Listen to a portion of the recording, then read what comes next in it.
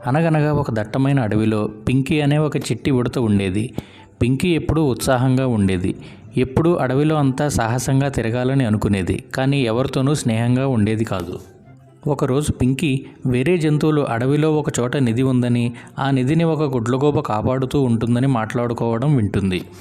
వెంటనే ఉత్సాహంతో తన ప్రయాణం ప్రారంభిస్తుంది. నదులు, కొండలు దాటుతూ చివరికి ఒక పెద్ద చెట్టు దగ్గరికి చేరుకుంటుంది. అక్కడ ఉన్న గుడ్లగూబతో తను నిధి కోసం వచ్చానని, తనకు సహాయం చేయమని అడుగుతుంది. పింకీలోని అమాయకత్వం, ఉత్సాహం నచ్చిన గుడ్లగూబ పింకీని ఒక 3 అసాధారణ వస్తువులు తెచ్చి తనకు ఇస్తే నిధి గురించి చెప్తానని అంటుంది. అప్పుడు పింకీ బాగా ఆలోచించి మొదట ఒక నీటి పాలపిట్ట దగ్గరకు వెళ్తుంది. ఆ పాలపిట్టను అడగగా తన రెక్కల్లో నుండి ఒక అరుదైన 3 రంగుల ఈకను తీసి ఇస్తుంది. తరువాత పింకీ ఒక నది దగ్గరికి వెళ్ళి ఒక చేపను అడగగా ఆ చేప నది అడుగున ఉండే ఒక అరుదైన పచ్చరాయిని తీసి ఇస్తుంది. ఆ తర్వాత పింకీ ఒక నక్క దగ్గరకు వెళ్ళి అడుగుతుంది. ఆ నక్క ఒక అరుదైన నీలి రాయిని ఇస్తుంది. ఆ విధంగా పింకీ ఆ 3 అసాధారణ వస్తువులతో గుడ్లగూబ దగ్గరకు తిరిగి వెళ్తుంది.